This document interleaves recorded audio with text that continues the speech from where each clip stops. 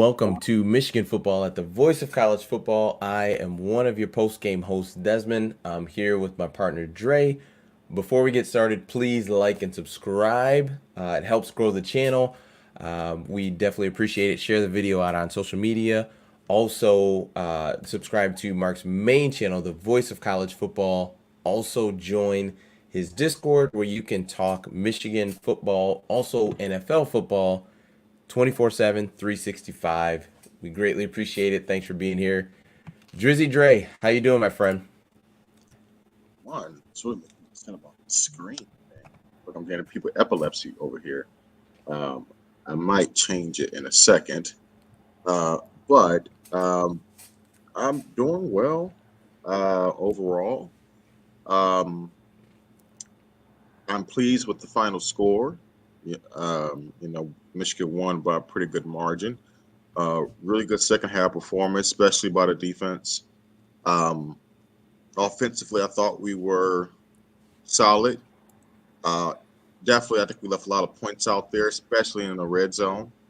Um, all in all, I'm pleased with the win. Of course, I'm happy to get Paul back. Happy to beat Sparty down. Uh, but when taking a step back, there are definitely things that I thought that we could have done better. Like I said, especially in the red zone in particular. Um, and I don't want to put the carpet for the horse. We're going to go through different aspects of the game, but you're not going to apologize for a win. But definitely there are some things about this game that I thought that we could have done better. In the midst of that happiness. Yeah, it's interesting, right? Like some of our viewers have mentioned, right? You're never going to be upset with a 22-point win over Right. your rival. Right. Before on Wednesday we talked about it as far as the point spread. I think it was I think at the time we had the video, it might have been like 22 and a half, and Yeah. I mean, essentially we were on basically each side of it. So you thought Michigan State would cover. I thought, Michigan would blow them out. And even with the score looking the way that it did, the game wasn't that close, but No. it was just kind of an odd game. That I guess that's the easiest way to put it. It was an odd game. I think I think there are two fan bases looking at each other saying, see, we are better. And I think it's Ohio State looking at Michigan, seeing that result against Michigan State, saying, well, we throttled, Michigan State. So see, we're better. And then I think it's Michigan looking at Ohio State saying, yeah, but look at Penn State, like we throttled them, see we are better. Like it, Right. you know what I mean? It's really unique, and I get it, right? Football doesn't work that way. It's not right. If I beat a team by 3, you beat a team by 20, the same team by 20, I am clearly better, right? It doesn't work like that, but it's just I feel like that is kind of what's happening, and I wonder if there's a bit of look ahead with both teams Well, of right, like yeah. we know we've got two trains on the track heading towards each other, and they're I mean, we're gonna see what that looks like. Yeah. And it's only natural. I think for both our fan bases, us and Ohio State, we see that we are the clear better teams. And we, like you said, we're on a trajectory and a path to collide, running full speed ahead. And so we're checking them out, how they're beating opponents we play in, and vice versa. But as I mentioned during the Wednesday show, that you got to be careful doing that because the team we're different. Our styles are different. So how we perform and how the final result looks in terms of the style points, it's going to be different. And there's for almost 2 years now, me and you have harped on wanting Michigan to play a certain way, right? And it's just very evident that Jim Harbaugh is just that's just not what he's going to do. He's going to run his team a certain way. He's going to run his game plan a certain way, and that's just it. To be quite honest, outside of really one drive by Michigan State where Keon Coleman made two really, really good catches. They didn't do essentially anything. Michigan, for the most part, dominated this football game. But the final score doesn't show it as much. I mean, it's still a really good score disparity, but the way this game should have been, it probably should have been I don't know, 35 point win in terms of statistically how Michigan was dominating the football game. And because Michigan was struggling in the red zone, with finishing with touchdowns in particular, it kept MSU in striking distance, right? And we were very, very fortunate that, and I'll go as far to say this, that Jesse Minter compared to Mike McDonald, I think Jesse Minter is actually better in second half aggressive. He's done a fantastic job of that this year. If there's anything the opposing offense is doing against our defense that's been successful, particularly once we get into the locker room and we come out in the second half, we tend to take those things away. And what they did, they were able to do, and stopping Keon Coleman, and I believe they had a safety over the top to kind of help our corners out, and our corners stepped up as well. DJ Turner, in particular, but it was just a really good job by Mentor and the defense, and making that adjustment and playing lights out, I thought, in the second half. But you just felt like, man, we're dominating this football game, but the score is still close. And and the problem with that is that it leaves open for things that don't make sense. And then all of a sudden you find yourself in a close football game where you're like, hold on a second, it shouldn't be a one-score game, but at one point it was, right? And so that's why it's important to bring up kicking field goals all the time, because it can keep you an inferior opponent in a game they shouldn't be in, and well, I think we saw a little bit of that with the Penn State game, right? Like, Michigan was absolutely dominating that football game, but two plays had Penn State only down by 2 points, right, at the half. Like, Michigan, it wasn't even close, and that's just kind of the margin sometimes with, number one, the style that Michigan plays, and just the play calling that they roll with. So it kind of leads to what you mentioned of, well, it is clear that Michigan has control of this game. Michigan State, it's not even close, but the score shows that it looks much closer than it is. Thank you to Teddy Rich for contributing to the show. Says, happy about the win, but not happy about how we play. But it's a rivalry, so I guess you have to throw the records out. But say it with me, Tuck. Come and go blue. Yeah, what are your thoughts on that? Well, to the point, you're very happy with the win. I mean, how can you not? Especially the fact that we lost last year. And I said it in the preseason days. We cannot lose this game. You can't lose during the road to Mel Tucker, and they got it done. But the whole part about throw the records out the window, yes, you knew, I said it Wednesday, that MSU, as they always do, was going to come into this game with heightened energy, right?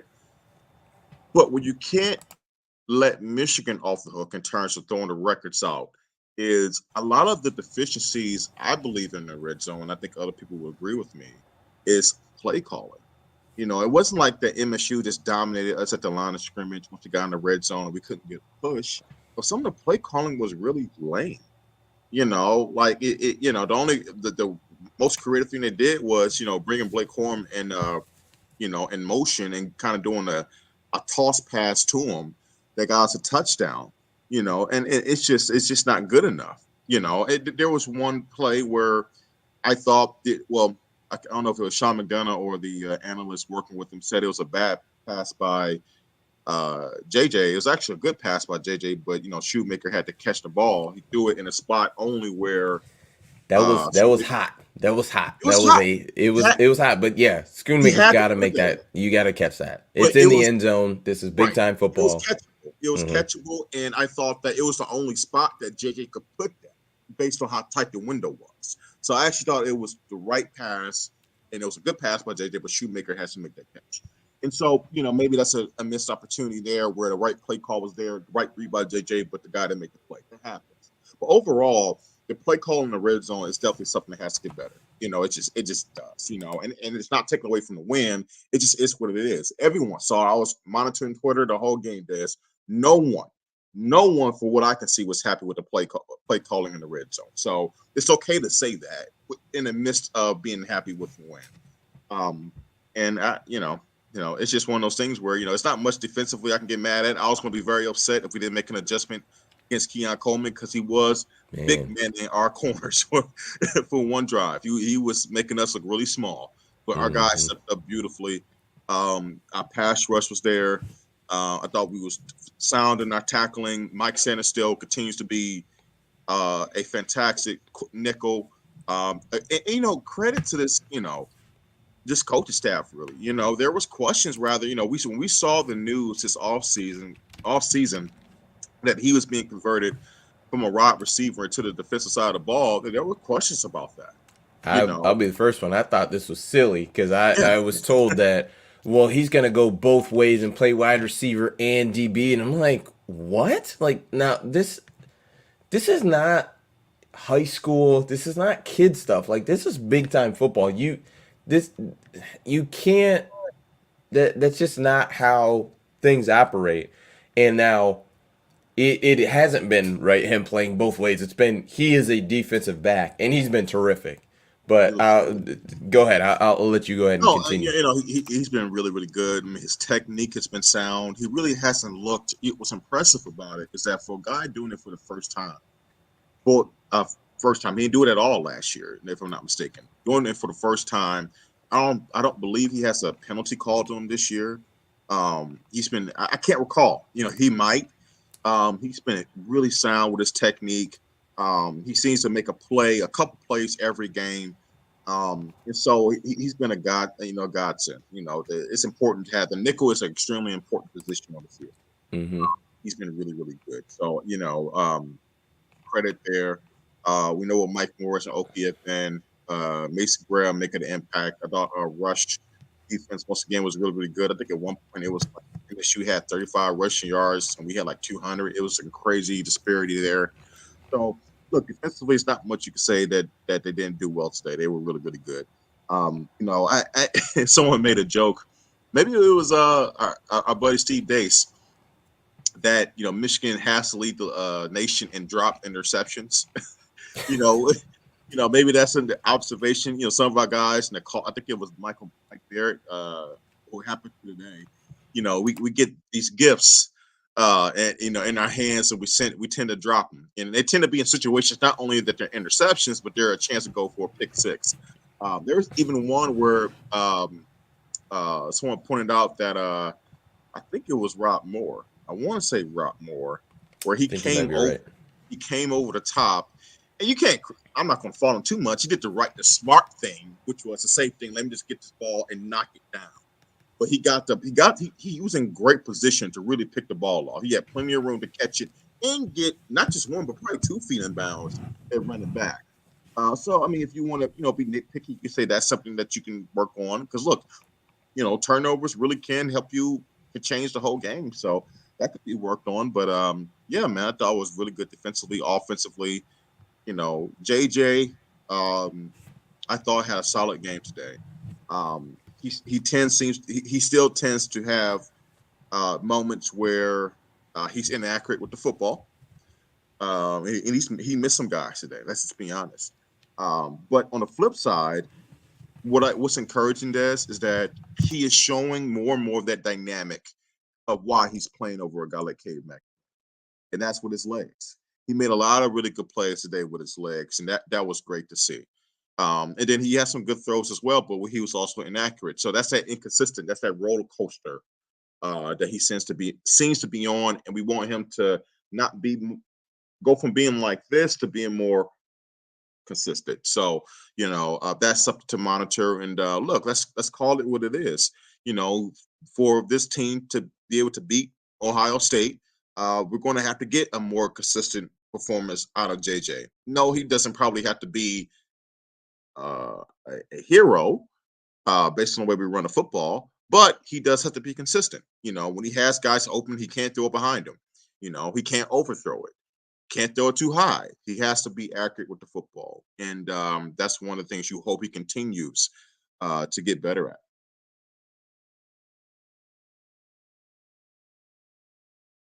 I can't hear you. You're on mute, I think. I'm a bonehead. Don't worry about it. David Lillian says they need to find and agree on an identity in the red zone. I Number one, thank you, David, for contributing to the show. Appreciate it. And I feel like I was on one specific side on David's point to where I would agree with David 100%. And I feel like now I'm in the middle because I think there is something to be said of just taking care of the game that is right in front of you and just moving on to the next one. Like and I get it because I want to, right, my goal for Michigan and the lens that I look through of the Michigan football performance is of how do we turn this into a national championship? How do we turn this into beating Ohio State, winning the conference, winning a playoff game, and getting to a national championship? And it's improving every single week, right? Mm-hmm. So while I do understand you would love to not kick as many field goals as Michigan did today, but at the same time, what I look at is the only thing that matters and counts is beating the team that is lining up against you that week, right? So Michigan doesn't have to play Ohio State today. They don't have to play the Iowa team today. They don't have to play Penn State today. The only team they had to play was Michigan State, and they dominated that team. Now, I like I said, I do understand David's point of you want to dominate and you want to look your best every single week, and I agree with that. I would love to see that, but with analyzing Michigan and doing what we do right today, and then also what we've done in the past year, almost 2 years, it's just I think we all have to get to a point where we understand how Jim Harbaugh approaches this thing, and the way that he approaches it is just not the way that we all want it to be, right? Yeah. He approaches it as a week to week thing, right? So we beat Michigan State today. Jim Harbaugh is extremely happy, and he should be, right? Because they won the game convincingly, right? And some people, some critics may say, well, doing it that way is not going to beat Ohio State, or whatever the case may be. Doing it that way is not gonna win a national championship. Right. But I would argue, and really, in Jim Harbaugh's defense, so to speak, is, well, we don't really know that, right? Like, so I think I've moved a little bit more to the center, where I just say, listen, like your only job is to beat the team that is on the other sideline that you're playing, and that's what Michigan did today. Yeah, no, for sure. It's one of those things where I think as a fan, you need to ask yourself why. I'm speaking for myself, but based on seeing everybody else's reactions to the game as well, ask yourself, why do I feel like there's much to be desired with the passing game? And if you take a chance to ask yourself that, then you come to the realization it's because there's much more that we should be able to do with the guys that we have. Right? You just feel like even knowing, we know how Harbaugh likes to run this team, right? And we're happy with the win. But you feel like with guys with the speed of Roman Wilson, he had a terrible day today. Cornelius Johnson and his size, right? Guys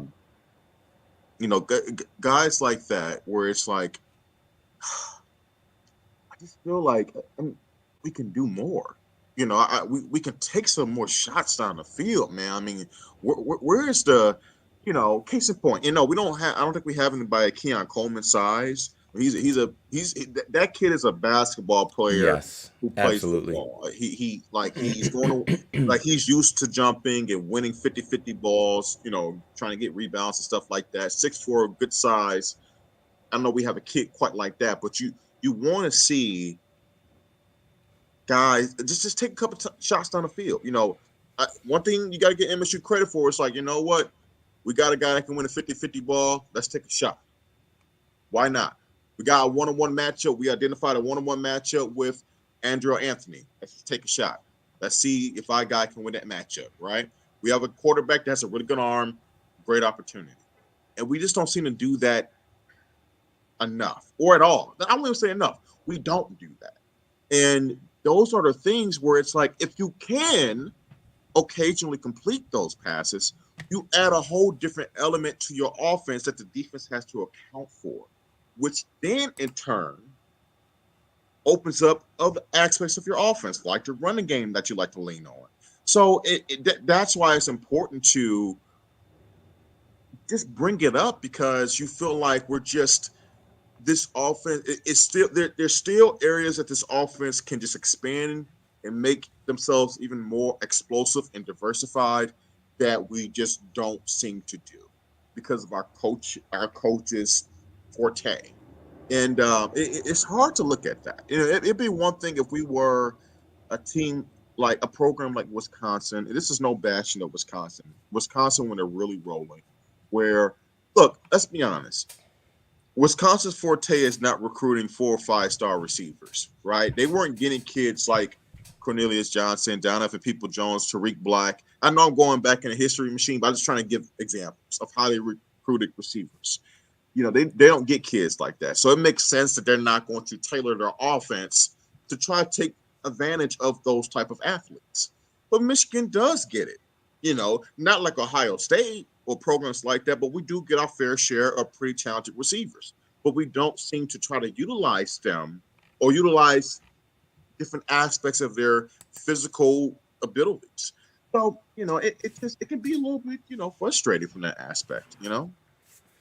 Yeah, and I do understand it, and there's been multiple people in the chat that have asked why don't they throw jump balls and things of that nature, and here is the flip side of that, because I do understand the aggressive nature of going after it, right, trying to get the touchdown, trying to score it, so on and so forth. But when you talk about a 50-50 ball, right? So 50% is your guy coming down with it. But what a lot of people kind of forget about or don't bring into the fold is, what if the defender comes down with it?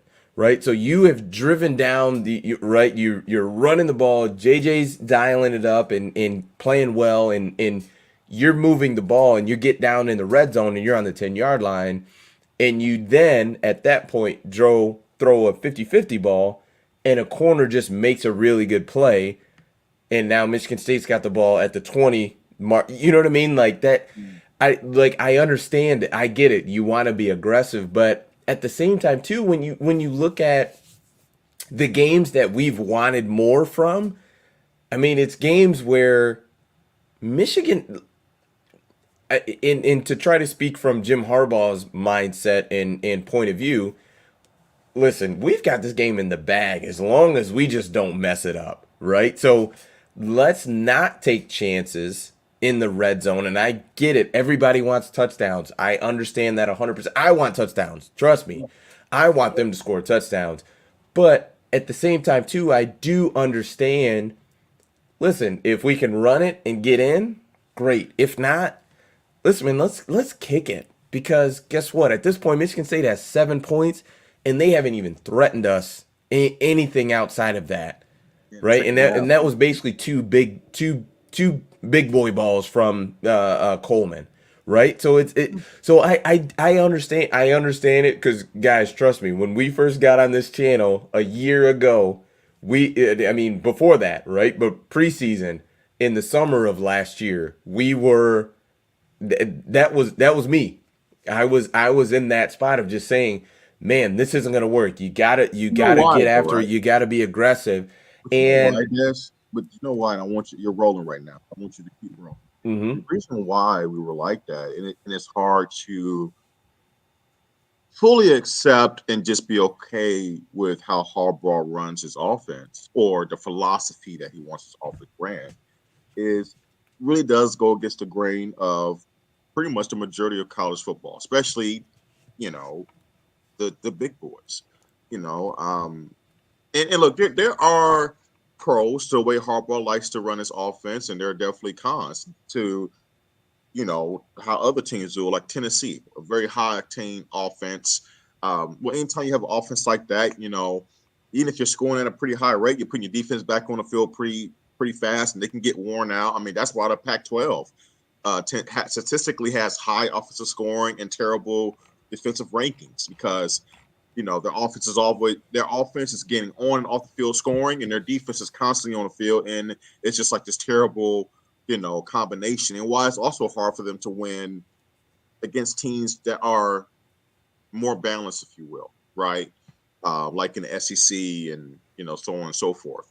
So no one is saying that, but it just feels like, man, when Michigan, Harbaugh is very unique in how he likes to. Michigan is unique because they have pretty much the same talent or somewhere near the same talent as those upper echelon programs, but yet they run their offense like a program that's limited, like a Wisconsin, if you will. You know what I'm trying to say? Like, so it's like this weird area, and it's good enough that they're going to win 90% of their games most of the time because they do have the better guys on their side. But you just worry, like, man, well, what if we do get in the game where the other team is scoring a little bit more easier on our defense? Can we really keep up and attract me? Can we? And that's where it makes you uncomfortable. Just accepting the way we do run an offense.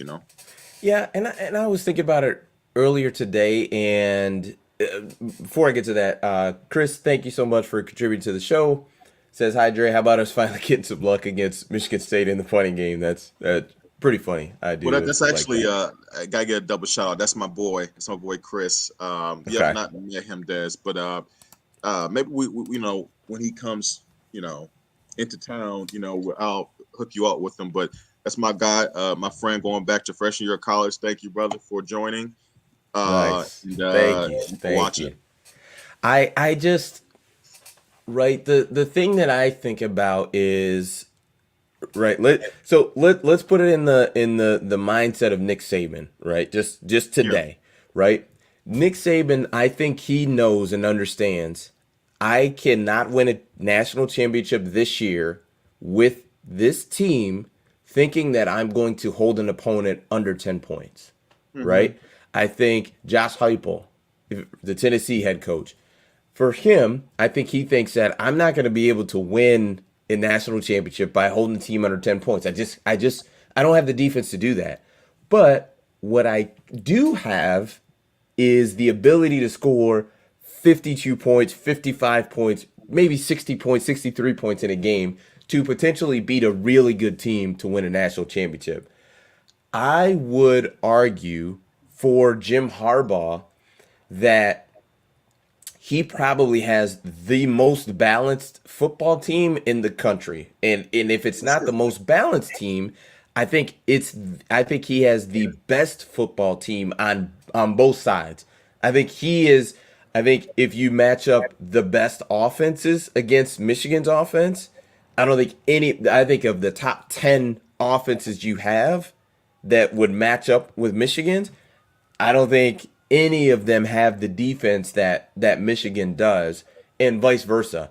So, and what I'm getting at is, I think this is going to be the way that if Michigan, the path to a national championship for Michigan is this, and I get it. We've got the Ferrari at quarterback, and we've got weapons all over the place for Michigan. I understand it 100%, and like I said, I'd love to see Michigan put 50 some odd points on the board because I think they can.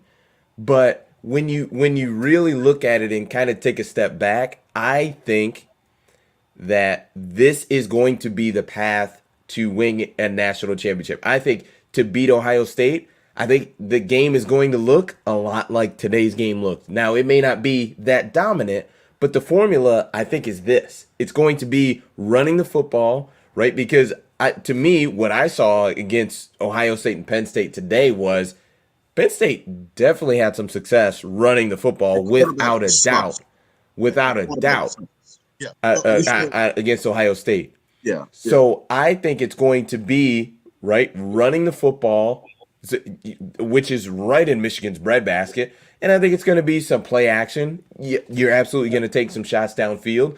To be quite honest, probably not as many as we all would like, but it's probably going to be a football game where Michigan's probably in that 35, 42 points range, 35, 38, and your defense, right, is fresh because your offense is playing that time of possession. They're playing a bit of that bully ball that Jim Harbaugh likes to play, and you're limiting Ohio State's possessions because what I saw on today at noon, which everybody saw, right, was there were times where even though CJ Stroud didn't miss a lot of throws, he missed some critical throws, and early in that first half, he missed some throws on 3rd and 7. He had Marvin Harrison Jr. open and just missed him, just overthrew him by about a yard or so, right? It's not a huge deal, but if you can limit those possessions and you can start to, right, you get 7 on this possession, you get 3 the next one, you get 3 the next one, and you start to kind of pile those on together, before you know it, it's 17-0 or 17-3, and you've got full control of this game. So I think I do understand what I get it from everybody because, like I said, I was that person a year ago. Like literally, I was that. I get it, but I think honestly, the formula for potentially a national championship is what we are actually seeing on a week in and week out basis. Yeah. Well, it's Michigan doing what they do well and efficiently. That's it. Michigan has a formula for them to win, right? In most cases in all cases, is dominate the line of scrimmage, impose your will with our offensive line, wear you out throughout the course of the game. Now we so happen to have guys who are home run threats who are running backs, which helps. But so we're either going to hit you with a home run for a touchdown, gas and running play, or we're just going to wear you out 4 or 5 yard runs at a time per yardage on runs, right? And then occasionally we will, find a tight end open or a wide receiver on a drag route or some kind of quick hitting passing route tree where we're getting a ball up our quarterback's hands, probably off of one read decision. And then defensively, we want to limit your run success, put you in clear passing downs, and go get your quarterback.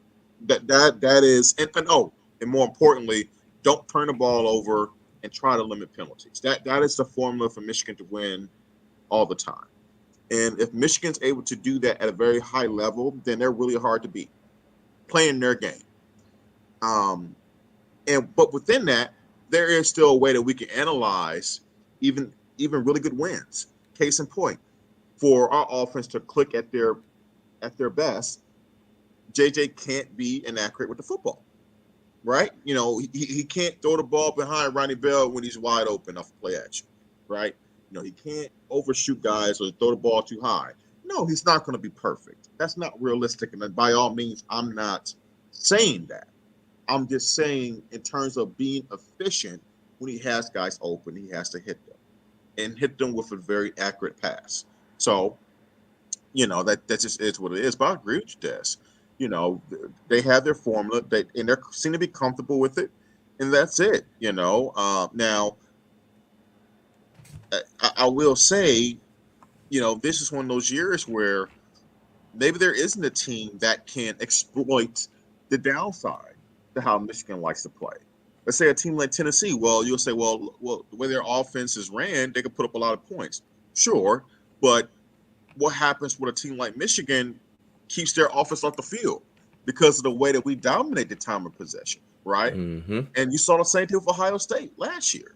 Look, from a scoring explosion standpoint, Ohio State has our number. That we're just not going to be able to compete with them in that type of game. But when we're keeping you off the field, you're not going to get in the end zone as much as you want to, right? And then all of a sudden, what happens is that you start playing our game. We get you in our comfort zone. We make, and so, yeah, there's definitely a formula for Michigan to win in the horseshoe. Today was very evident, like you, like a lot of people. I was watching the Penn State-Ohio State game, and Penn State, they had their chances to win. They had the lead going to the fourth quarter, if I'm not mistaken. And, if they had a better quarterback, I'm being honest, they probably win today. They have a very good chance to win today. I thought defensively they played well for the most part. But how many turnovers did the Penn State offense have? What, 4? Way too many. Yeah. It was ridiculous. So look, they are definitely vulnerable. We can beat them, and Michigan fans should feel very, very good about where we are. But you just have to watch out along the lines of guys doing what they do and not beating themselves. Cornelius Johnson did not have a good day today. He just did not. And that happens. But it's funny that I bring him up, Des, because he's one of those guys that you have been like, man, where are you? What is going on? Like, where are you? And he's fumbling the ball. He's jumping off sides. I mean, look, and the little things, right? Are you taking a shot at me right now? That's how I feel. Like, I feel like you're attacking me. Not really. Don't take it like that. But like it's the little things, right? That can make a big deal in a much closer game. Think about this, guys. Michigan gets MSU to fourth down with 45 seconds left and 3 timeouts. And I think the ball is like at the 25-yard line of MSU in MSU territory, and it's like it's 4th and 3, and CJ Cornelius Johnson jumps off sides, and it's like, think about that. Now it all worked out. MSU gives MSU a first down, right? And luckily the Michigan defense was able to keep MSU from scoring, but that's a legitimate chance, especially in college. 3 timeouts is one thing, but 45 seconds, 3 timeouts in this college football, when you get the clock stopped, when you get a first down, that's plenty of time to score. So as opposed to going into halftime 13-7, we could have put up another touchdown or a field goal based on how today was going. But those things matter. They do, and he did not have a good day today. Those are the little things that fortunately this team does a pretty good job in terms of not beating themselves. But when it does happen multiple times, mind you, fumbles, costly penalties, you got to nip those things in the bud, because that is essential to this team's formula, Yeah, absolutely. There's been a lot of talk of the video online of it basically is a bunch of Michigan State guys jumping what looks to be Andrell Anthony. He's got a number 1 jersey on. Obviously the guy has dreadlocks. It doesn't look great. I've seen some people kind of talking about like Mel Tucker, this is how he rolls. I'm just not willing to put that on him. It looks like a group of Michigan State players just kind of doing that. It's just kind of punk crap. I don't know how exactly to to put it, but that's what I see. I see some guys who are essentially butthurt that they got their butts kicked on the field, and they want to try to, in a quote unquote get even is what it seems like to me. We're not obviously going to post that clip or anything like that. You guys can hop on Twitter. It's I think Barstools had posted it. But that's what I saw. So there's multiple people who commented on it, and it was just like, oh, what do you guys think about it? I just saw just a quick clip of it. It just it sucks that a rivalry and a really good game, especially by Michigan, is soured with that, and that that's got to be essentially the talking point at this point versus just how dominant Michigan was in the game. So I'm not sure what else you guys would like us to mention on that. Look, It seems you know, like just you don't crap. you don't want to see you never want to see that. I mean, it's a bad look. Um, we don't know the ins and outs of what happened. Um, to speculate on what caused the start of the scuffle and why it looked the way it looked and all those things, but it's definitely a terrible look. And I'll say this: um, for MSU, be careful what you do. Be very careful what you do, because not only are you putting yourself in situations where your player's eligibility may be in question now due to potential disciplinary action, but also you don't think that Michigan players going to remember this? Even set that aside, you're talking, potential criminal charges of assault, things of that As nature, well. right? Like, so forget about football for a minute, right? Like Oh, for sure. you're Absolutely. talking potential, right? Criminal getting kicked off the team, I'm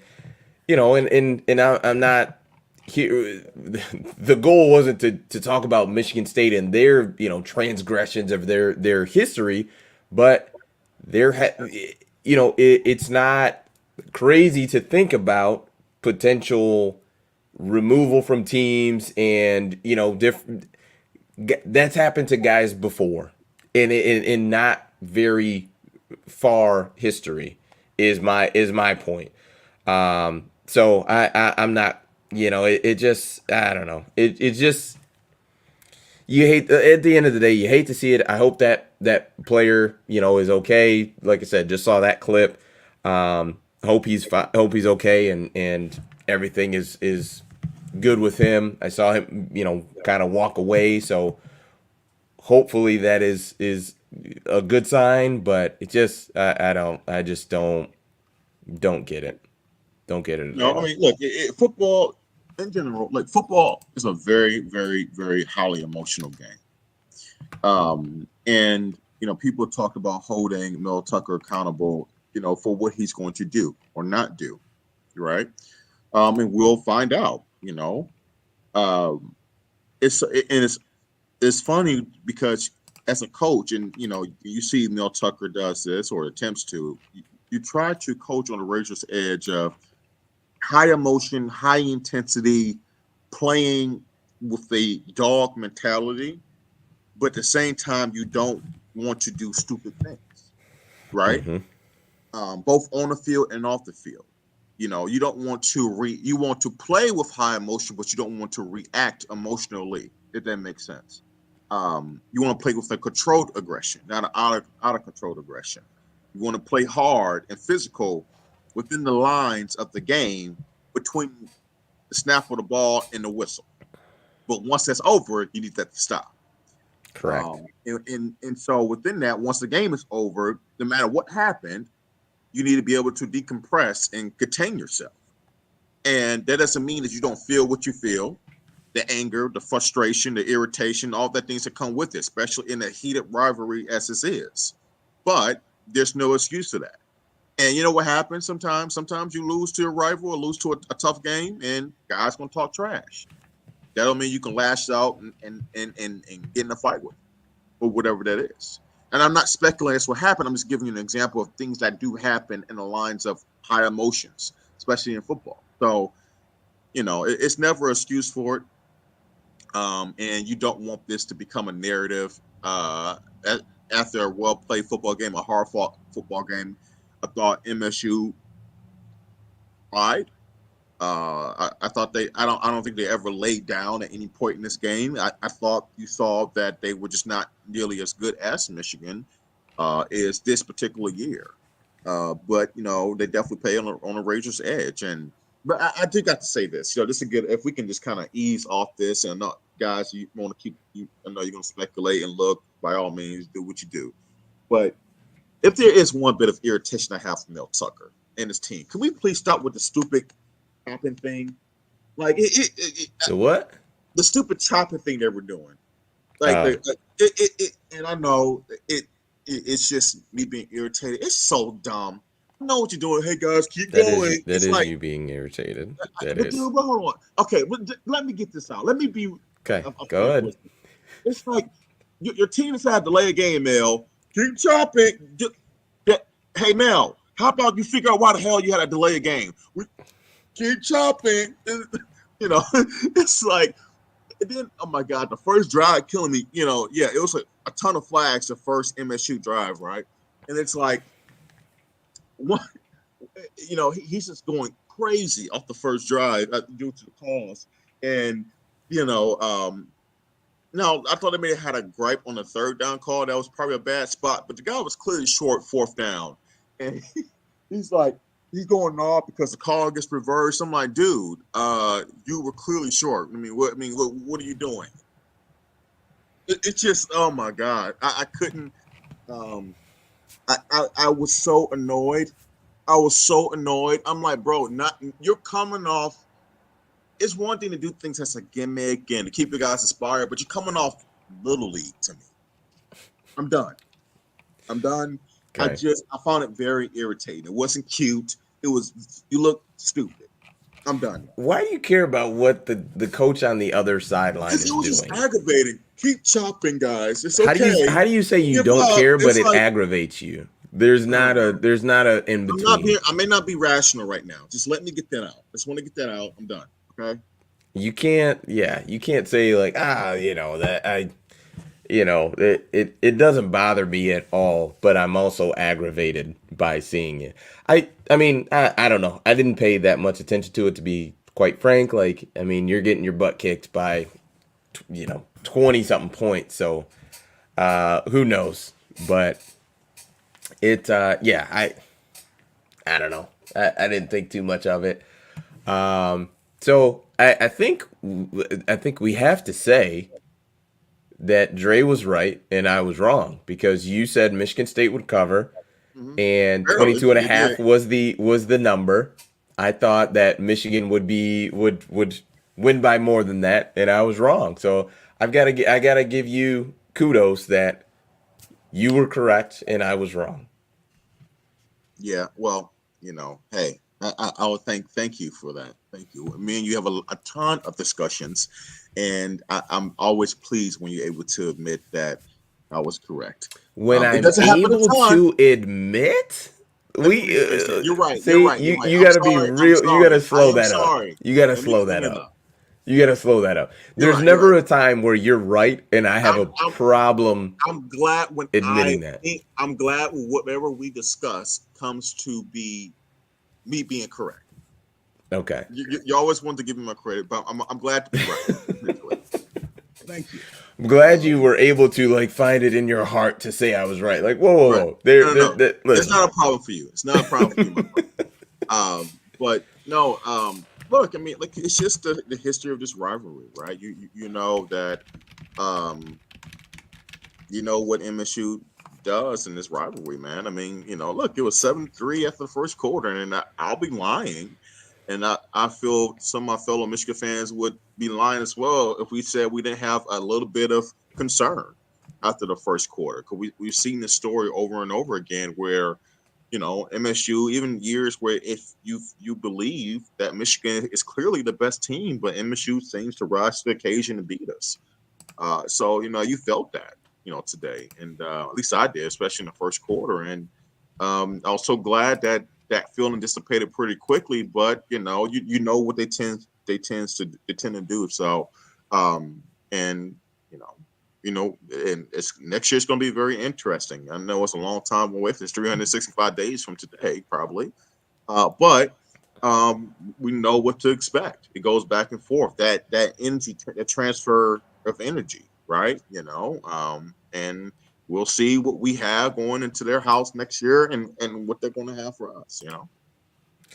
That is a very long way from now. Yes, So, but it feels so much better when you win because now you don't have to dread it. You don't have to hear the talk. Because you know what kills me. Yes, and I'm being, it is.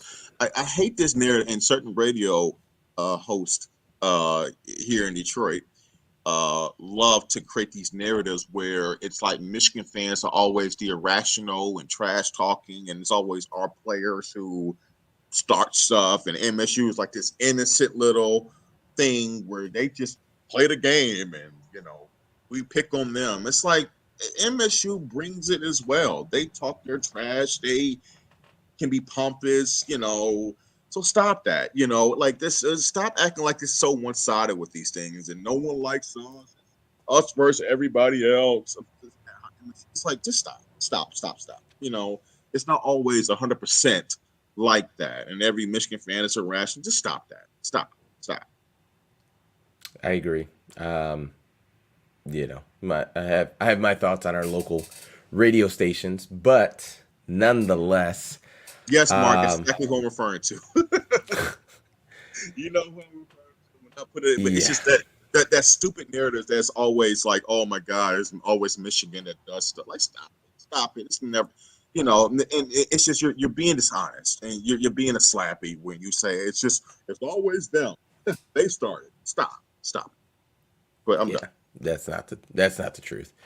Anywho, Michigan is still unscathed. So first question I have for you, well, I'll make a statement. Rutgers is coming up next Saturday, which I think Michigan is going to be at least a 22-point favorite, probably more. But do you think that Michigan is going to potentially move up any spots when it comes to the AP poll? And I think that the first CFP poll is going to come out this week as well. I think on Tuesday is the first the first annual, well, the initial poll for the college football playoff. Do you think Michigan is going to potentially move up at all? I can't see it because Georgia won in pretty convincing fashion versus Florida today. Tennessee destroyed Kentucky, did their job. Ohio State, their final score, even though the game was a little bit closer, majority of the game than the final score would show, the final score is what it is, and Ohio State did their job. So, it's kind of hard to. It's not like Michigan blasted MSU from a final score standpoint. I can't see it, and we all know that. What the truth is, Des. Most of the time, especially this time of the year, that's kind of how it is. It's really hard to jump teams in front of you. One, when they win as well, and two, when they win in pretty similar fashion that you did. So I don't really see it. Well,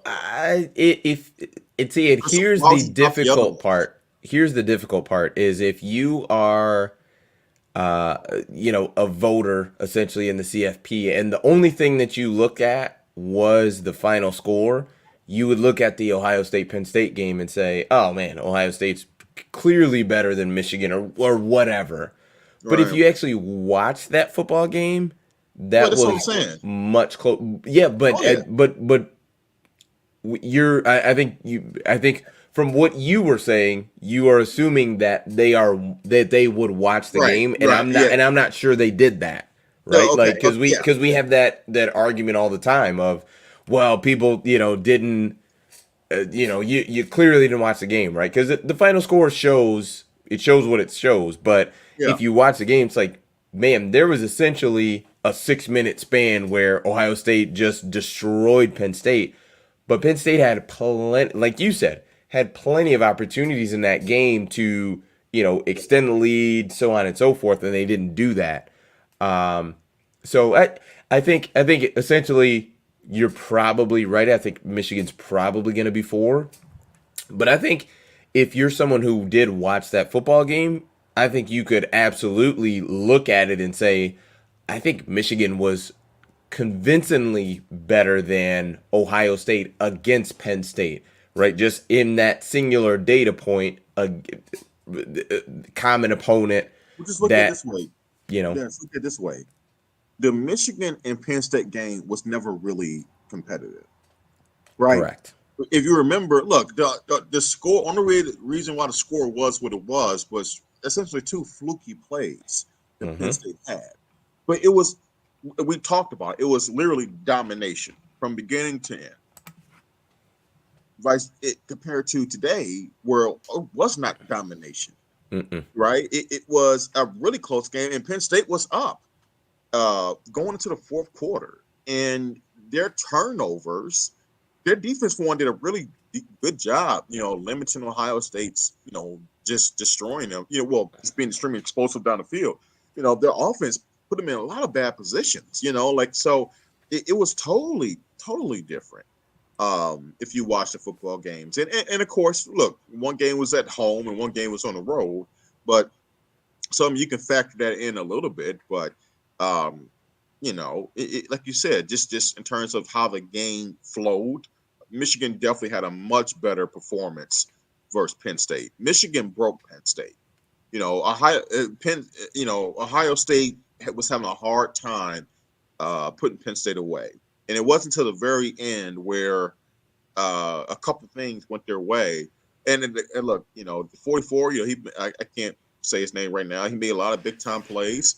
But dude, I mean, you were texting me about him. Look at Sean Clifford staring down this receiver. I mean, it's just Yikes. I mean, it's just what it is, man. So, no, Jesse, we win at Penn State. I was saying in terms of how the game flowed. Oh, I was saying he was saying, so okay, so we lose at Penn State. No. I was saying how the game flowed. That maybe it wouldn't have been quite as dominant if we played them at Penn State. I'll but whatever. I'm not going to try to overly explain. Yeah, and Corey mentions chill. Rutgers is better than Michigan State. I'm not. I don't know. I think both of those teams are pretty bad. So who Yeah, knows? they're kind of in the same category. Right. I think and I've said it. Part of what aided MSU was like the emotional lift. Rutgers is not going to have that. Um, and maybe you could say, well, could Michigan have some kind of emotional drop, after playing this game going into next week? Possibly, but you know what? One thing that has been very evident and consistent throughout the Harbaugh era is that the teams that they should beat, they typically beat, and they beat them in an impressive fashion. So if that gives you any kind of solace and confidence going to next week that they're going to take, this is not about them losing. It's about how they perform, right? That they should perform pretty well versus Rutgers, and hopefully they use that game to. We see some improvement in the red zone. I would really like to see some different wrinkles added in the red zone because it's just you have to get better at it. It's really unfortunate where you work so hard to get all the way down the field and then you just stall out and kick field goals. And as great as it is to see Jake Moody show off his leg, he looks like a new Justin Tucker. He looks fantastic. And mind you, I would love my Lions to pick him up. By the way, that's a conversation for another day. Let's not do You that got right it. now. Yeah, I know. Got to get an end zone, baby. So look, overall, guys, today was a great night, long night. Michigan took care of their business. Unfortunate activity after the game, but that we will find out more as time goes on. But hey, smile, guys. Go to sleep happy. We're still in this thing, and we're trending well, guys. We're trending well, and for the most part, it looks like we came out another game pretty healthy. I can't recall anybody leaving the game, which is incredibly, really, really, really important. On that note, Steve Dace did tweet this out, and I had to agree. Whilst I start running back out there, what was it? 3 minutes or something to go, where Blake Corum was still out there. I thought that was worth noting. Some people was speculating that Jim's trying to help Blake pad his stats a little bit. Just be careful. Yeah, When the game's over, take the kid out. Save him. especially your I don't know any of your superstars. I don't know. I really don't know. I was looking for another Yeah, I mean, term to call Blake. I'm like, he's your superstar and your bell cow.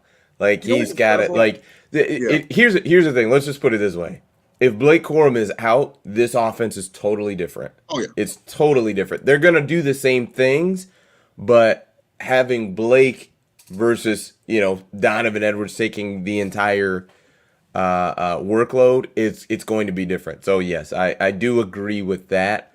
I think the tough part, yeah, you just got to get what I think is Stokes. Like, yo, listen, man, ball security. Here's the thing: if you put the ball on the freaking ground, you're never gonna play again. I mean, Stokes and has a as certain a running backs that coach, fumble. you can say that. Like, you can say that to a kid. Like, listen, Oh, son, you've got some superstars playing in front of you. Don't hurt yourself, right? Let's yeah. be honest with it. They're already better than you are. You can't be not as talented and fumble the football Yeah. because they're more talented and they don't fumble. You Yeah. can't do that, right? Like that's the conversation you need to have. Yeah, I mean, like, and that kid really hasn't got much burn since he fumbled the ball. Dude. Like the Hey third. man, listen, we don't have like and that's the thing too, like I understand it from Michigan standpoint because think about it from both ways. Number one, okay, we put you in and literally the first time you got the ball you fumbled.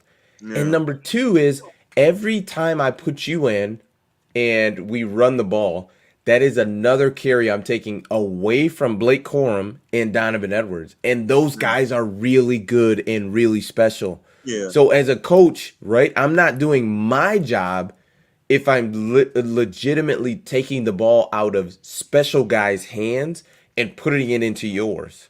Like Yeah. and for Stokes, like that, it's not anything to try to bash the kid, but this is reality, man. Like you're gonna have to understand it because guess what? Let's say he makes it to the NFL. Do you think his NFL running backs coach is gonna have any different conversation with him than that? And Absolutely it not. and the thing is too, I'd rather you understand that and have that conversation now before you get to the NFL because sometimes that culture shock of right the Minnesota Vikings running backs coach telling you, listen, son, you're not that good. We can't afford to have the ball not in Dalvin Cook's hands, but we definitely can't afford to not have it in Dalvin Cook's hands and then put it in yours for you to fumble the ball and give it to the Yeah. other team, Yeah. right? So like that that's how big boy football works. Yeah. And the overall thing is like he needs to make sure. And I saw. No, we weren't. It's not like we're bashing Stokes. We were just making a point overall about the learning from this that when you are behind some really talented players, in a stacked running backs room, when you get those opportunities, you got to. Your number one thing is to take care of the football, and so and hopefully, and he's done well since he's learned that hey, I can't afford to make that mistake. But the overall thing is, we if we can in situations where it was 29-7, we bled the clock really really well. I would like to get Blake out of there a little bit more, because it only takes one hit. And Blake, you know, he's built in a way is that it's hard to get a really good hard hit on him. He's been very, very fortunate, and part of it's due to how he works. He takes care of his body. Um, but he's critical because not only look, we have a really good offensive line in Michigan, but Blake, he makes guys missing a phone booth, man, and even not just with his wiggle, like it's hard to bring him down with even getting contact on him off the first hit. He's strong, he's patient, he tends to always fall forward, so he's critical to what we do. And so it's just one of those things, those observations where when we have a game pretty much wrapped up, get the guy off his legs, and let's kind of be a little bit careful here. And along those lines, I didn't like the way that Donovan Edwards ran the football. I thought at times he was a little bit too timid, and trying to probably find the right hole as opposed to hitting the hole hard and then exploding through. At times, it seemed like he was trying to, kind of wait and kind of, I call it the Le'Veon Bell approach, where ironically, who was a former MSU player, where he's more of a patient runner, like he's not getting the handoff and exploding through. He's getting the handoff, kind of watching how the line of scrimmage is aligning and then finding the hole. Well, I think at times, sometimes, son, when you get that ball, just run hard, get the yards, and go forward. And I didn't really like the way I saw him run the football today. They need to address that a little bit. Yeah, and I think with Antoine's comment, said one mistake shouldn't get you banned from playing. He's already missed 3 games, and I understand that thought process, but also a couple things to keep in mind. Number one, when we saw C.J. Stokes, if I'm not mistaken, and I might be wrong, Donovan Edwards was injured. He was not the number 2 running back at that point. Right? He was on the sideline. He was injured. He was not getting reps, right? So at that point, CJ was the number 2 running back. Well, today, CJ is the number 3 running back. And there's nothing wrong with that, but the point is it may not have the situation may not be that his fumble took him totally off the depth chart. I think it may be he's just the number 3 guy because the number 2 guy, who for a lot of teams would be the number 1 guy, is healthy again and getting carries. So who knows? I guess my point is, had Donovan Edwards not been injured, who knows if we ever would have even seen CJ Stokes to begin with. Like that's what I'll say. Like, and that's not a shot at him, right? They've got 2 special running backs. Like Blake Corum is special, Donovan Edwards is special. So you know what I mean? We may not even have seen him if Donovan was healthy. Yeah, I know for sure. I mean, like I said, I think he's a true freshman, if I'm not mistaken. Jaden, a couple of fun notes here. Jalen Davis was there today. He was in attendance, and it's funny. And I will harp on something I brought up on a Wednesday show, and I saw, ironically, some other people on Twitter just kind of bringing up what I said was that, if you're a 5-star kid, you go to a game and it's a great quarterback. It's a great atmosphere. Ann Arbor's a pretty nice city. We know the glitz and glamour and the coolness of being in the Michigan Stadium. But when you watch that offense, if you're a kid like Jalen Davis, you're like, for me, if I was him, right, and if I wasn't a Michigan fan, I'm Jalen Davis. Why in the world would I see this offense and be like, you know what, I can succeed here? You know what I'm saying? It's one of those things where it's like, man, you get this kid here, and of course we get the win, but it's just like you would like to have seen, JJ kind of do some cool things in the passing game, take a couple shots, where you want the kid to visualize himself in that situation, And so it's just an observation, look, they got the win, great atmosphere, packed house, so it's still a really good visit. I think it's his second visit anyway, but still, it's just an observation, Yeah, absolutely. We are at 94 likes on this video. Can we please get to 100 likes? I'm just asking 6 more people to hit the thumbs up button. Would definitely appreciate it. It is late. We are getting ready to wrap up. I'm pretty sure Dre has a little person that in just a few hours is going to be awake and hungry and ready for a diaper change. So with that, I think we could wrap. Like I said, you guys know we will be here Wednesday, 5 p.m. Eastern Standard Time for about an hour or so. We'll be talking about Rutgers coming up this week. There's been quite a few mentions and things on Twitter as far as just kind of the situation in the tunnel as far as the fights and jumps and things of that nature. So feel free, there's plenty of stuff there for it, talking about it. So I'm sure there'll be more coming out about it in probably in the next few hours, and by the time we wake up in the morning. It's unfortunate just at the end of the day, but wrapping up, big win for Michigan. Huge rivalry game.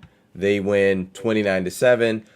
They are still undefeated, unscathed, and they are rolling on to Rutgers. So they will get ready for that game probably tomorrow. So that is it for us. Thank you, everybody, for tuning in. We greatly appreciate it. We've got 221 on the line right now. I think we had about 350 at our peak. So thanks so much for tuning in. We greatly, greatly, greatly appreciate it. And that is it for us. Peace. Peace.